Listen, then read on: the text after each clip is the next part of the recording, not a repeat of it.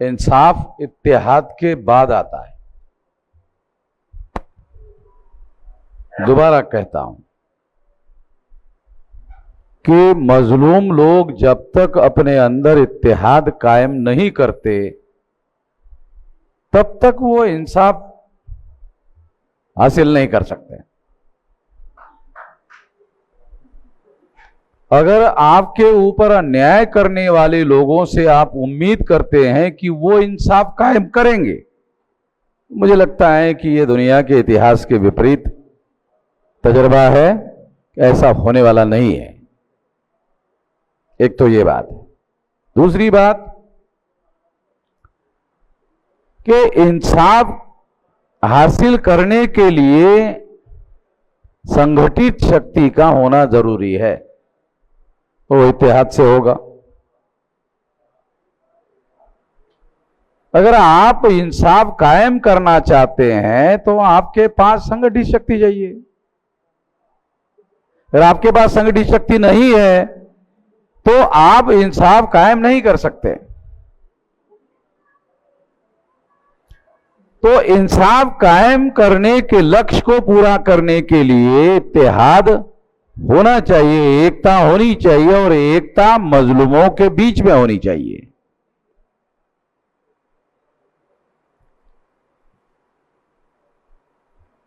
Fundamental बात जो है, ज्यादा और लंबी चौड़ी बात कही जा सकती है, मगर डायरेक्ट मैं समय कम होने की वजह से सब्जेक्ट पर डायरेक्ट बात कर रहा हूं। मजलूमों की एकता करने के लिए अभी आज के तारीख में अवरोध क्या है? तो आज के तारीख में अवरोध यह है कि डेली जो हिंदू मुसलमान की थ्योरी है, आरएसएस और बीजेपी के लोग जो है, जो मास मीडिया है, मास मीडिया, उसमें केवल हिंदू मुसलमान की चर्चा हो रही है। जितनी ज्यादा हिंदू मुसलमान की चर्चा होगी उतनी ज्यादा मुसलमान प्रतिक्रिया करेंगे। जितनी ज्यादा प्रतिक्रिया मुसलमान करेंगे उतने ज्यादा एससी एसटी ओबीसी के लोग ब्राह्मणों के नेतृत्व में इकट्ठा होंगे। जितने ज्यादा एससी एसटी ओबीसी के लोग प्रतिक्रिया में ब्राह्मणों के नेतृत्व में इकट्ठा होंगे उतनी ज्यादा समस्याएं मुसलमानों की बढ़ेगी।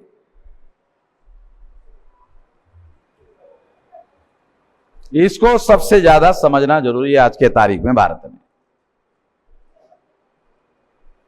3.5% ब्राह्मण है। बहुत सारे लोग 15% की बात कर रहे हैं। काशीराम जी भी 15% की बात करते थे। मैं ये 15% हमने छोड़ दिया, हम 3.5% की बात करते हैं, क्योंकि जो 3.5% ब्राह्मण है, जो ग्राम पंचायत में अपने संख्या के बल पर ग्राम पंचायत का सदस्य नहीं चुनवा सकता, गांव का सरपंच बनाने की तो सवाल ही नहीं है। जो गांव का सरपंच नहीं बना सकते वो देश की पंचायत का प्रधानमंत्री बना रहे हैं। ये नरेंद्र मोदी देश के पंचायत का प्रधानमंत्री ये आरएसएस के ब्राह्मणों ने बनाया हुआ प्रधानमंत्री है। ये आरएसएस के द्वारा नॉमिनेटेड प्राइम मिनिस्टर है। Is not a real prime minister of India, is a nominated prime minister of India. Narendra Modi A nominated prime minister है। अंग्रेजी शब्द है नॉमिनेटेड, उसका हिंदी ट्रांसलेशन है नामधारी प्रधानमंत्री। नामधारी, उसके पास पावर नहीं है, देश आरएसएस के लोग चला रहे हैं। आप बोलेंगे सबूत क्या? क्यों? मैं बगैर सबूत की कोई बात नहीं करता हूं। आरएसएस के लोग प्रचार करते हैं कि हमने एक ओबीसी के आदमी को, नरेंद्र मोदी को देश का प्रधानमंत्री बनाया। बराबर है, बनाया। मगर नरेंद्र मोदी के पास अगर वो ओबीसी है तो उसने सुप्रीम कोर्ट में हलफनामा दाखिल कर दिया कि ओबीसी की जाति आधारित गिनती नहीं होगी। ओबीसी का ही आदमी, ओबीसी का ही प्रधानमंत्री, ओबीसी के ही विरोध में सुप्रीम कोर्ट में हलफनामा दाखिल कर रहा है। मुझे नहीं लगता मुसलमानों को पता है।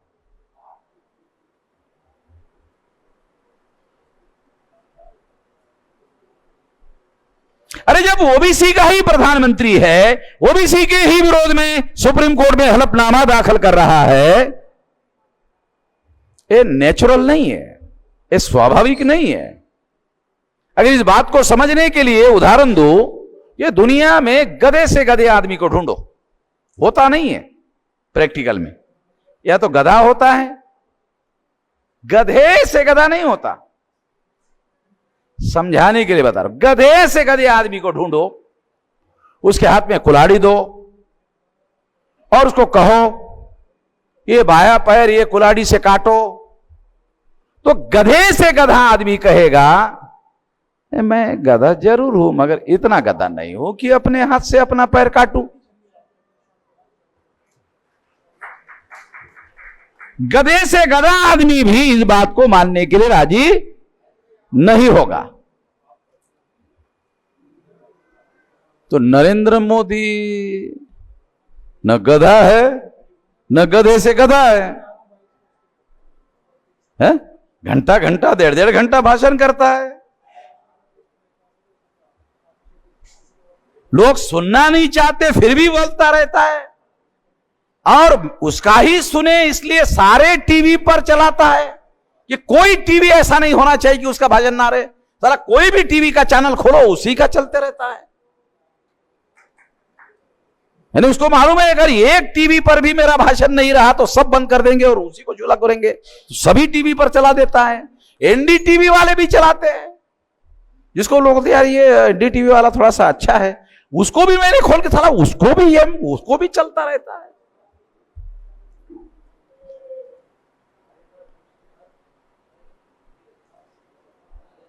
तो हम लोग ऐसा नहीं कह सकते कि नरेंद्र मोदी को समझ में नहीं आता इसलिए वो ऐसा कर रहा है।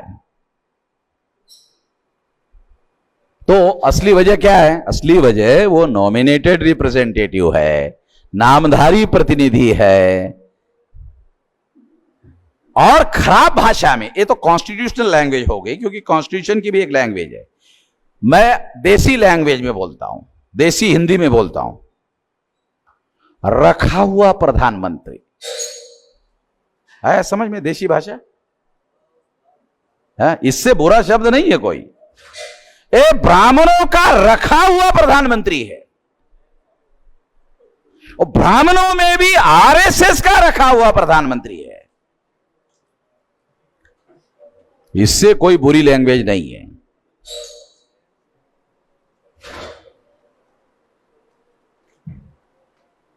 तो ये रियल प्राइम मिनिस्टर नहीं है, रियल रिप्रेजेंटेटिव नहीं है। मगर मौलिक बात जो समझना है वो समझना क्या है?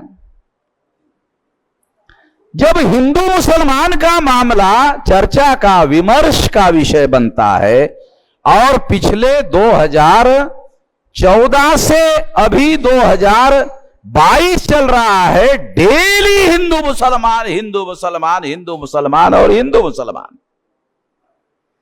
जब हिंदू मुसलमान की ही चर्चा होती है, विमर्श होता है, तो मुसलमान ऐसा मानते हैं, मुसलमान ऐसा कहते हैं कि ये हमारे लिए संकट है,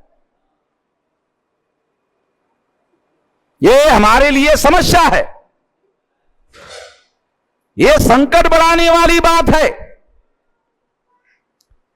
मैं भी मानता हूं कि ये संकट बढ़ाने वाली बात है, मगर ये दूसरे नंबर की, मुसलमानों की ये दूसरे नंबर के संकट की समस्या है, दूसरा नंबर। पहला नंबर संकट किसका है कि जब एससी एसटी ओबीसी को एससी एसटी के नाम पर संविधान ने अधिकार दिया, तो उसको हिंदी को अकाउंट में जमा कर दिया जाता है। एससी को एससी के नाम पर अधिकार, एससी को एसटी को एसटी के नाम पर अधिकार, ओबीसी को ओबीसी के नाम पर अधिकार।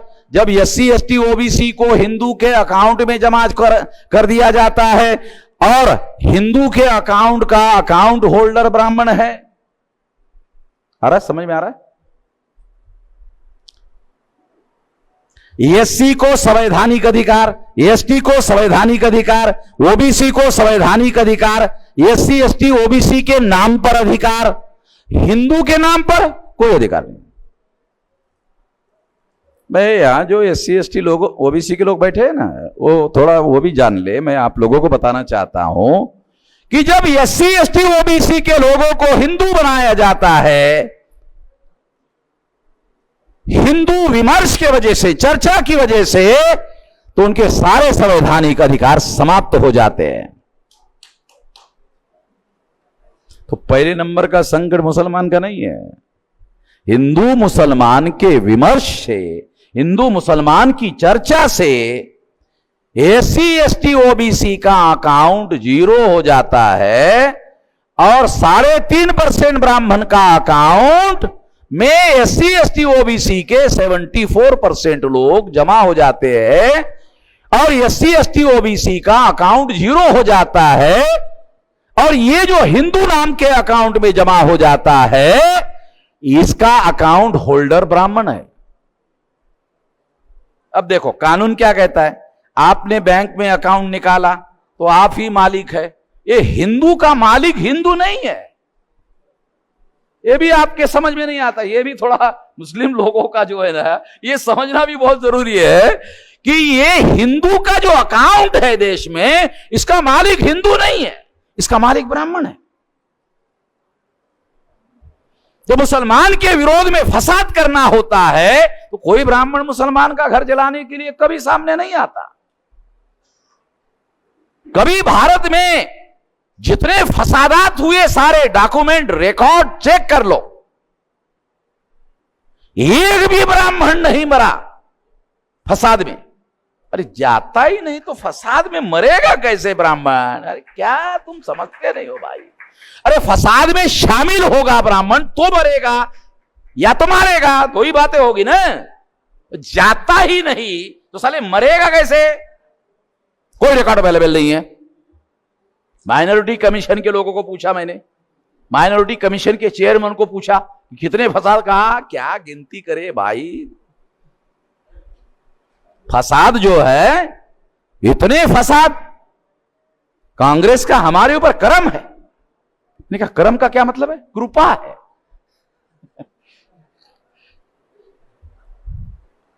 मुसलमानों को इनसिक्योर बना के रखना, असुरक्षित बना के रखना, ये वोट मुसलमानों का लेने का बढ़िया तरीका है, ऐसा कांग्रेस के लोग मानते हैं। मुसलमान का काम करने से मुसलमान कांग्रेस को वोट नहीं देता है। मुसलमान को असुरक्षित करने से मुसलमान का वोट कांग्रेस को मिलता है, ऐसा कांग्रेस के लोग मानते हैं। बड़ी साली अजीब किस्म की बात है, मगर ऐसा है।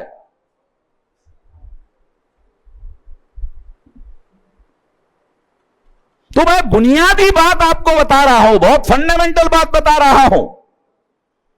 यह रहस्य का समाधान करने से समाधान होगा कि जो एससी एसटी ओबीसी के लोग हैं, उनको संविधान में एससी के नाम पर, एसटी के नाम पर, ओबीसी के नाम पर अधिकार है। जब वो हिंदू बन जाता है, उसका अधिकार खत्म हो जाता है। वो एससी एसटी ओबीसी रहता ही नहीं है। तो मुसलमानों को मैं हाथ जोड़ के विनती करता हूं कि आप हमको हिंदू कह के गाली मत दो। आपका क्या बिगाड़ा हम लोगों ने? आप लोग हमको ऐसा करता, ऐसा नहीं, ऐसा कहता, हमें हिंदू कहकर गाली मत दो। जब मैंने ऐसा कहा कई जगह, तो मुसलमानों में से कुछ लोगों ने कहा कि ब्राह्मण लोग तो आपको हिंदू कहते हैं। तो हमने कहा ब्राह्मणों को हम निपट लेंगे। निपटना समझते हो? देसी भाषा है, शुद्ध हिंदी की भाषा नहीं है। देसी गांव का आदमी हूं, देहाती आदमी हूं, देहाती भाषा का उपयोग कर रहा हूं। उनको हम निपट लेंगे। मुसलमानों को हम निपटना नहीं चाहते, लिपटना चाहते हैं।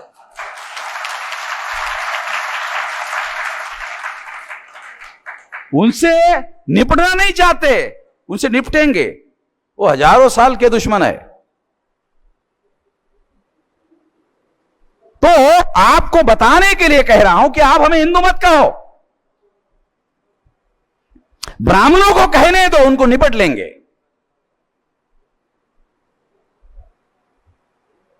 आपके ब्राह्मण जब हमें हिंदू कहता है तो उसकी एक समस्या है। वो समस्या क्या है कि 3.5% वोट के आधार पर ब्राह्मणों के वो ग्राम पंचायत का पंच नहीं चुनवा सकता, सरपंच बनाने का सवाल नहीं है। इसलिए अल्पसंख्य ब्राह्मण चुनाव जीतने के लिए अपने आप को बहुसंख्य बनाना चाहता है, और बहुसंख्य बनाने का एक सिद्धांत है, थ्योरी है, वो है हिंदू मुसलमान। इस हिंदू मुसलमान के थ्योरी से हम लोग SC ST OBC के लोग जो है 74.5% जीरो हो जाते हैं। क्योंकि जब अकाउंट में हिंदू के नाम पर आप जमा करते हो, ब्राह्मण जमा करता है कि हम हिंदू है, मुसलमान कहते हैं कि ये हिंदू है, तो ब्राह्मण के अकाउंट में हिंदू के नाम पर जमा हो जाता है। जब SC ST OBC हिंदू के नाम पर जमा हो जाता है, ब्राह्मण जमा कर लेता है, आप भी जमा कर लेते हो, तो हमारा अकाउंट जीरो हो जाता है। इसलिए कह रहा हूं कि आप हमारा अकाउंट जीरो क्यों करना चाहते? क्या दुश्मनी है हमारी? प्रोफेसर साहब क्यों जीरो करना चाहते हमको? जब जीरो करोगे तो इन्हीं जीरो लोगों को झुंड में तब्दील करके मुसलमानों के बस्ती पर ब्राह्मण हमला करवाता है। कोई फसाद में, जितने भी फसाद भारत में हुए, कोई ब्राह्मण शामिल नहीं है। SC ST OBC के लोग मुसलमानों के विरोध में जो भी भारत में फसाद हुआ, मैं पहला आदमी भारत का जो राष्ट्रीय स्तर पर तस्लीम कर रहा हूं कि SC ST OBC के लोग फसाद में शामिल होते हैं, उनको शामिल करवाया जाता है, उनके द्वारा फसाद करवाया जाता है, उनके जहन में यह डाला जाता है कि मुसलमान तुम्हारी दुश्मन है। मुसलमानों को यह समस्या का समाधान करना होगा कि मुसलमान कैसे दुश्मन है भाई, हमारे SC ST OBC के दुश्मन कैसे? मुसलमानों ने वर्ण व्यवस्था नहीं बनाई तो दुश्मन कैसे? मुसलमानों ने जाति व्यवस्था नहीं बनाई, दुश्मन कैसे? मुसलमानों ने अस्पृश्यता नहीं बनाई, दुश्मन कैसे? मुसलमानों ने आदिवासियों को सेग्रीगेट नहीं किया, दुश्मन कैसे? मुसलमानों ने शूद्रत्व OBC पर नहीं थोपा। मुसलमानों को हिंदुत्व मालूम है, मुसलमानों को शूद्रत्व मालूम ही नहीं है। सुन लो, बहुत फंडामेंटल शब्द दे रहा हूं, नया शब्द। आप लोगों को हिंदुत्व शब्द मालूम है, शूद्रत्व मालूम ही नहीं है। शूद्रत्व शब्द को जानो, असली शब्द जो है वो शूद्रत्व है, जो 52% लोगों पर थोपा गया है। वो हिंदुत्व नहीं है, शूद्रत्व है, शूद्र बनाने वाला। और जब शूद्र बनाया जाता है तो अधिकार से वंचित कर दिया जाता है, तो इनको शूद्रत्व बनाया गया। जो घुमंतु जाति के लोग हैं, आप लोगों को यह भी मालूम होगा, घुमंतु जाति के लोग भी हमारे देश में है, उनको भी, घुमंतु जाति के लोगों को भी बहिष्कृत कर दिया गया। बहिष्कृत है। अरे उनके तो गांवों में घर ही नहीं होते हैं। मुसलमानों को मालूम होना चाहिए, घुमंतु जातियों के घर ही नहीं होते हैं। गांव देहात में जाओ, आपको पाल, कपड़े का पाल लगाया हुआ दिखाएगा, वो घुमंतु लोग हैं। 4 दिन में रुककर अगले 4 दिन में दूसरे गांव में चले जाते हैं।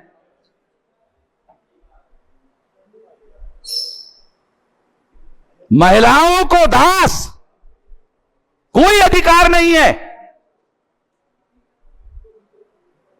महिलाओं को कोई अधिकार नहीं है। ये मुसलमानों ने बनाया, ये तो मुसलमानों ने नहीं बनाया, ये तो सारा का सारा निजाम ब्राह्मणों ने बनाया है। निजाम बराबर बोल रहा हूं ना मैं, है? थोड़ा उर्दू शब्द इस्तेमाल कर रहा हूं, आप लोगों को थोड़ा सा समझ में आ जाए। व्यवस्था शब्द के बजाय निजाम इस्तेमाल कर रहा हूं, बराबर है ना? क्योंकि आपको समझ में आ जाना चाहिए थोड़ा जो मैं कहना चाहता हूं।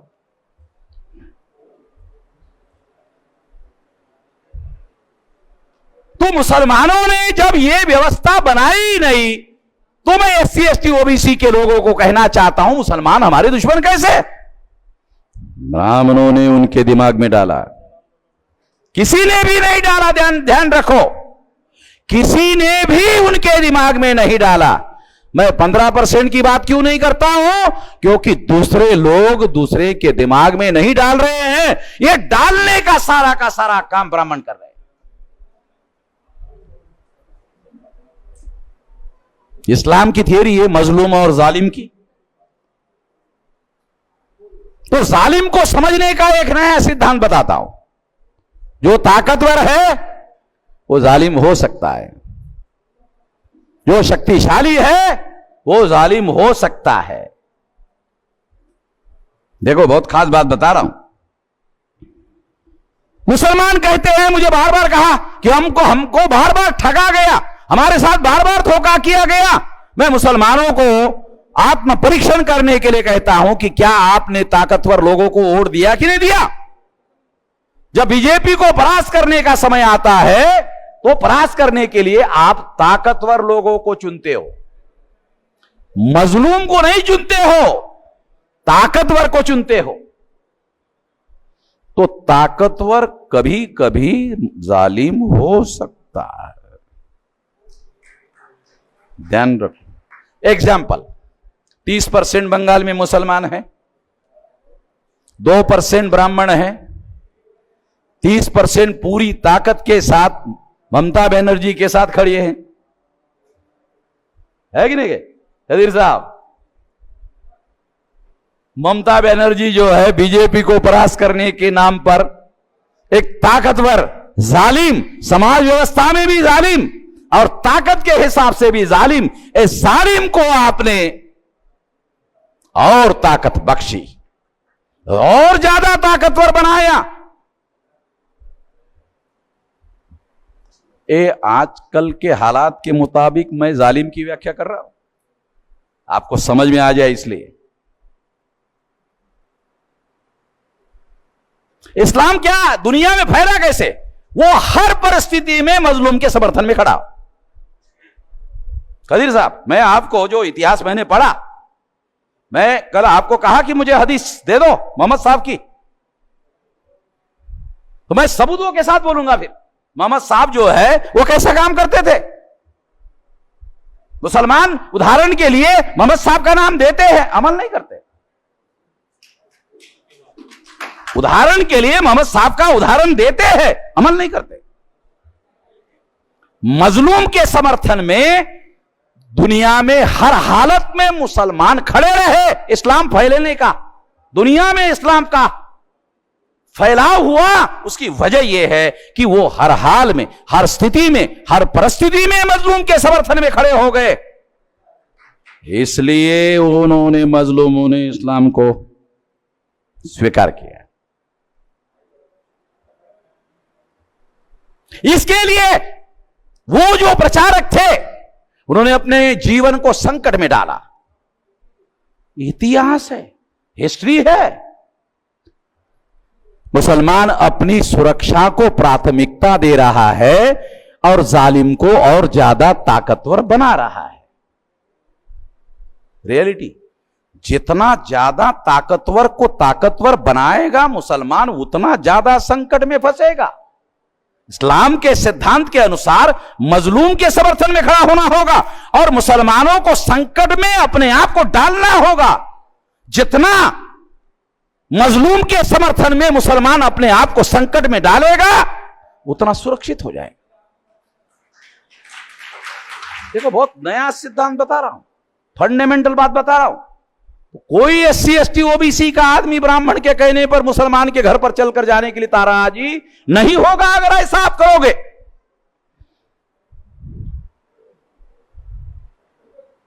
ऐसा करने की बजाय ब्राह्मण लोग कहते कि हम कहां करते यार फसाद, वो तो सब SC ST OBC के लोग आपके घरों पर आकर हमला करते, हम क्या करते। मेरे कई जगह ये जानकारी मिली कि ब्राह्मण मुसलमान हम कहां करते हैं, वो सब SC ST OBC के लोग हैं जो आपके घरों पर आकर हमला करते, हम थोड़ी करते। ऐसा जहन दिमाग तैयार करने का जितने भी तंजीमें भारत में हैं सारी ब्राह्मणों के द्वारा बनाई हुई है। जो इस तरह का जहन, मुसलमान जो है वही पहले नंबर का दुश्मन है SC ST OBC का, ये बताने वाले जो संगठन है वो सारे ब्राह्मणों के द्वारा शुरू किए गए संगठन, सारे के सारे बौद्धिक नेतृत्व ब्राह्मणों के हाथ में है। सारा पैसा वैसा सारा अरेंजमेंट जो है वही करवाते हैं, सारी पब्लिसिटी वही कराते हैं। सारे देश में 90% से ज्यादा पत्रकार वही है।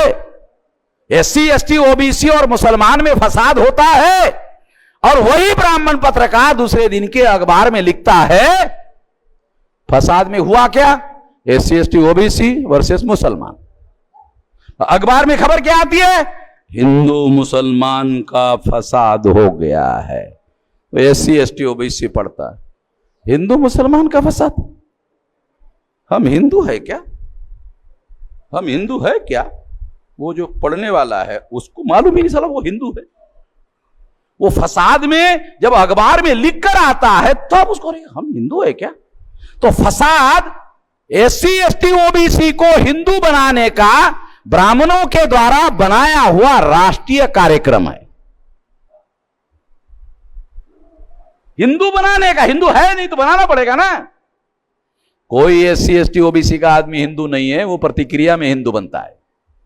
जब प्रतिक्रिया कैसे होती है, जब हिंदू मुसलमान का फसाद होता है तो हिंदू की प्रतिक्रिया मुसलमान पर होती है, मुसलमान की प्रतिक्रिया SC ST OBC पर होती है, और जैसे प्रतिक्रिया होती है वो हिंदू बनता है, प्रतिक्रिया में हिंदू होता है। ब्राह्मणों की समस्या क्या है, देखो फंडामेंटल बात बता रहा। अगर आप इस्लाम में किसी SC ST OBC को दावत देना चाहते, दावत ही कहते हैं ना आप लोग, है? तो आपके पास मुसावात है? कहने के लिए अरे आ जाओ सारे इंसान बराबर है कि नहीं। आपके पास है, सारे इंसान दुनिया के बराबर है, आपके पास कहने के लिए है।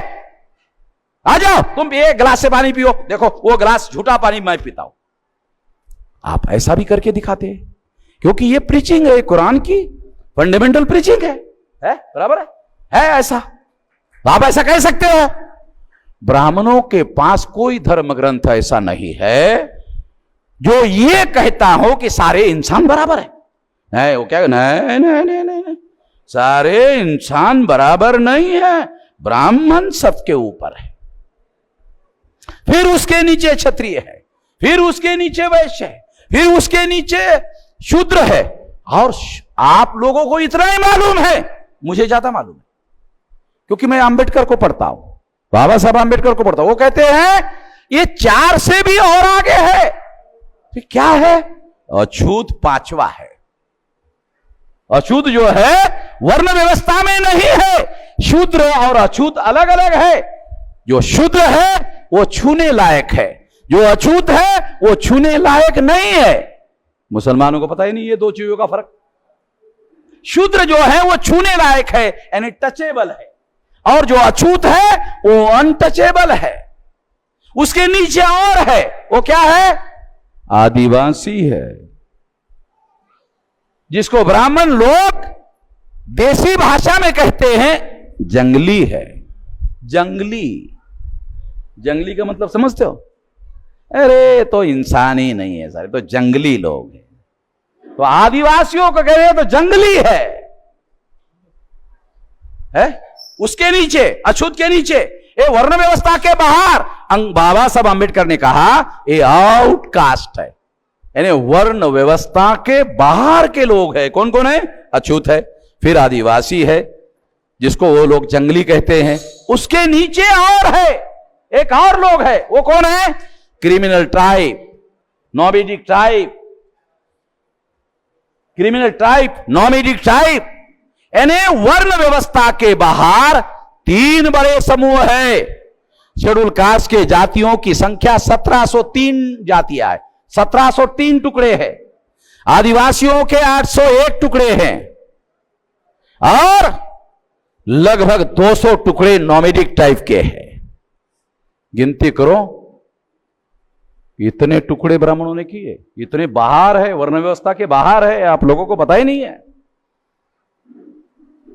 आप लोग मजलूमों के साथ भाईचारा बनाना चाहते हो या उनके साथ इंसाफ करना चाहते हो या इत्तेहाद करना चाहते हो। जिनके साथ आप इत्तेहाद करना चाहते हो पता ही नहीं आपको, इत्तेहाद कहां से करोगे?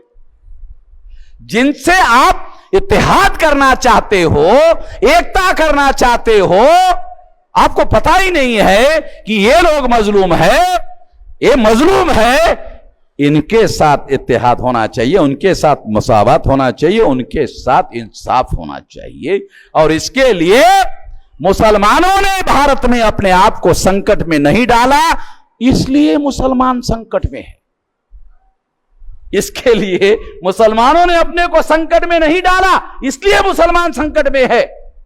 आपकी भाषा में बताओ, बताओ, आपकी लैंग्वेज में बताओ। अल्लाह ताला ने ये सोचा कि मैं जो काम तुमको दिया तुम कर नहीं रहे हो, तो तुमको दंड देना होगा। होगी ना तुम्हारी लैंग्वेज, कुरान की लैंग्वेज। मैंने तुमको जो काम दिया मोमिनों को, वो काम तुम कर नहीं रहे हो। मैंने तुमको मुसलमानों को समझाने के लिए गैर मुसलमान को भेजा। उस गैर मुसलमान का नाम वामन मेश्राम है। जब तुम कुरान पढ़कर नहीं समझ रहे हो तो मैंने एक गैर मुसलमान को भेजा तुमको समझाने के लिए। तुम ये मत समझना, अल्लाह ताला कहते, तुम ये मत समझना कि मैं मुसलमानों के ऊपर निर्भर हूं। मैं गैर मुसलमानों से भी काम ले सकता हूं। है कि नहीं? है कि नहीं? तुम्हारी लैंग्वेज में बता, है कि नहीं? लिखा हुआ है। अल्लाह ताला कहता है मैं गैर मुसलमानों से भी काम ले सकता हूं। वो गैर मुसलमान मैं ही हूं, क्योंकि मैं ही बोल रहा हूं। भारत भर में कोई बोल ही नहीं रहा है, किसी को समझ में ही नहीं आ रहा है, मैं ही बोल रहा हूं। मैं दुश्मनी ले रहा हूं। मुझे सोशल मीडिया में डेली ब्राह्मण लोग लिख रहे वामन मेश्राम को मारेंगे, हत्या करेंगे। आप लोग शायद पढ़ते नहीं हो, डेली वामन मेश्राम को मारेंगे। मैं जो सच बोल रहा हूं, आपको बता रहा हूं, इसके लिए डेली मेरी हत्या करने की बात लिख रहे हैं। तो मैंने ब्राह्मणों को कहा एड्रेस भेजो भाई, मैं तुम्हारे घर के पास आता हूं ताकि तुमको मेहनत लेनी ना पड़े मेरे पास पहुंचने की। मैं तुम्हारे घर के पास आता हूं, एड्रेस भेजो। ऐसा मैंने मैसेज भेजा। तो उनको क्या लगा, अरे एड्रेस भेजेंगे तो वामन मेश्राम के लोग इस साले हमको मार देंगे।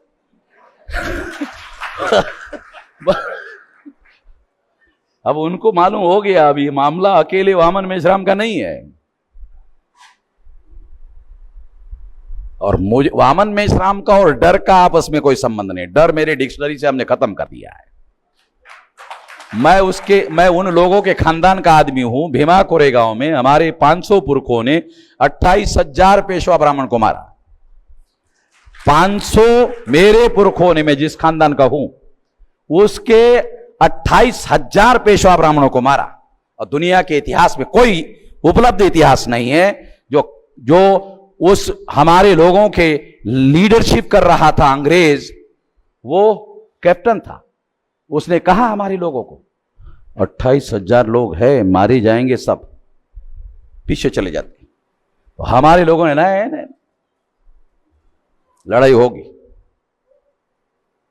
लड़ाई होगी। 30,000 थे तो उन्होंने देखा कि इसमें एक योद्धा है, वो हजारों लोगों को अकेला मार सकता है। इतना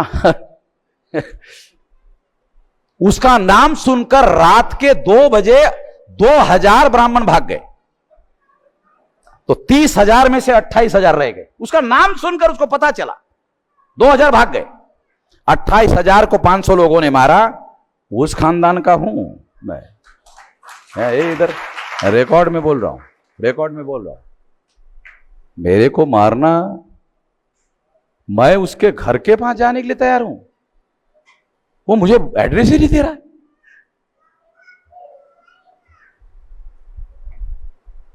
उनको मालूम है, ब्राह्मणों को, ये भीमा कोरेगांव का इतिहास बताते हैं।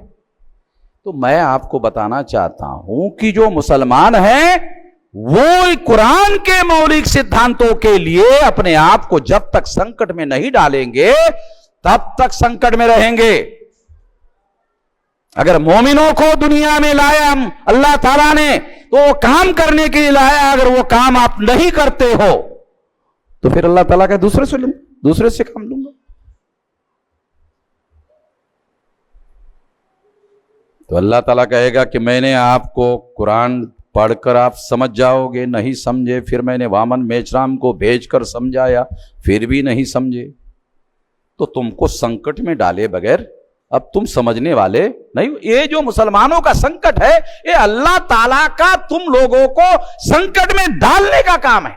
क्योंकि आप खुद कहते हो कि दुनिया में कोई भी बात अल्लाह ताला के मर्जी के बगैर नहीं होती, आप ही कहते हो। तो आप लोगों को संकट में डाला तो ये अल्लाह ताला के बगैर मर्जी के कैसे हुआ? आप अल्लाह ताला को मानते नहीं हो क्या? मानते हो तो फिर तो अल्लाह ताला की मर्जी से हुआ। क्यों? क्योंकि आप वो काम नहीं कर रहे हो जो कुरान में बताया गया है। तो आपकी लैंग्वेज में बताया, मेरी लैंग्वेज अलग है। मैं आपको जो लैंग्वेज में आपको समझ में आ सकता है वो बता रहा हूं, मगर मेरी कोशिश आपको समझाने की है, जबरदस्ती करने की नहीं है। ये ध्यान रखो कि इस देश और दुनिया में मजलूमों की लड़ाई लड़ना होगा। ये लड़ाई लड़ने का संकल्प लेकर राष्ट्रीय मुस्लिम मोर्चा बनाया गया है। इसके लिए ये संगठन बनाया गया है। ये काम जो दूसरे संगठन है कर नहीं रहे, इसलिए हम करेंगे। और राष्ट्रीय मुस्लिम मोर्चा को हर संभव मदद बामसेफ की तरफ से दी जाएगी, भारत मुक्ति मोर्चा की तरफ से दी जाएगी, बहुजन क्रांति मोर्चा की तरफ से दी जाएगी। अभी ओम प्रकाश कुशवाहा ने जो ओबीसी के हैं, आजमगढ़ के हैं, राष्ट्रीय मुस्लिम मोर्चा का अधिवेशन के लिए 5,000 रुपए नहीं बता रहा हूं। आप बोले ना कि ओबीसी ब्राह्मणों के पीछे लगा, वो ब्राह्मण से निकाल आया मैंने, निकाला ही नहीं, 5,000 दिया कि नहीं, सही कर रहे हो। ऐसे बहुत लोग हैं, वो लोग आपको मदद करेंगे। आपको मदद उनको करना चाहिए था, वो आपको मदद करेंगे। मैं ये जो कहना चाहता हूं, और आने वाले समय में इसीलिए हमने कहा कि 6 अक्टूबर को किसी मुसलमानों को हम दावत नहीं दे रहे हैं कि आरएसएस के हेडक्वार्टर पर मोर्चा ले जाने के लिए मुसलमानों को कोई दावत नहीं दे रहे कि वहां शरीक हो जाओ। बिल्कुल नहीं, हम देख लेंगे, हमारा मामला देख लेंगे, हम देख लेंगे। नहीं आएंगे तो दाढ़ी वाड़ी काट के आना पड़ेगा, टोपी नमाज की निकाल के आना पड़ेगा। काहे के लिए आते हो भाई? हम आपकी पहचान खत्म नहीं करना चाहते। आपकी पहचान संविधान के अनुसार दी हुई पहचान है, आपको पूरा अधिकार है, आपका मौलिक अधिकार है, उसकी रक्षा करने की बात हम करते हैं। संविधान ने आपको बाबा साहब अंबेडकर ने मौलिक अधिकार दिया, ये पूरा आपको अधिकार है, इसकी रक्षा होनी चाहिए हर नागरिक को। वो इस्लाम को मानने वाला है, दूसरे नंबर की बात है, पहले संविधान ने उसे नागरिक घोषित किया है, ये तस्लीम करना होगा, स्वीकार करना होगा, वो नागरिक है। अरे धर्म उसका कुछ भी हो सकता है, उसको मानने की पूरी आजादी है संविधान के अनुसार, तो हम कौन होते हैं रोकने वाले? मदद करेंगे, हर संभव मदद करेंगे। और राष्ट्रीय मुस्लिम मोर्चा और एससी एसटी ओबीसी के लोग मिलकर इस देश में इंसाफ कायम करने का काम करेंगे। तो इंसाफ कायम करने के काम में आपको पूरी ताकत से जुटना चाहिए। इंसाफ कायम करने की लड़ाई में बुद्धि लगानी होगी, पैसा लगाना होगा, हुनर लगाना होगा।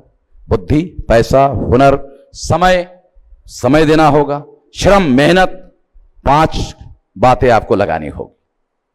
हम तो लगा रहे, मैं तो 47 साल से, 18 साल 3-4 महीने का था तब से कर रहा हूं। अभी मेरी 65 साल की उम्र है, 21 नवंबर को 65 साल पूरा हो जाएगा। तो 58 साल में आदमी रिटायर्ड हो जाता है, होता है ना यूपी में। तो मैं रिटायर्ड भी नहीं हुआ हूं और टायर्ड भी नहीं हुआ, वो जंगे मैदान में हूं, जंगे मैदान में ही हूं, ये लड़ाई हम लड़ रहे। इसलिए आप लोगों को, मजलूमों को, तमाम मजलूमों को साथ में मिलकर लड़ना होगा। इसके लिए ये प्रयास है, इसके लिए कोशिश है। मैं इस मौके पर इतना ही कहना चाहता हूं और अपनी बात यहीं पर समाप्त करता हूं।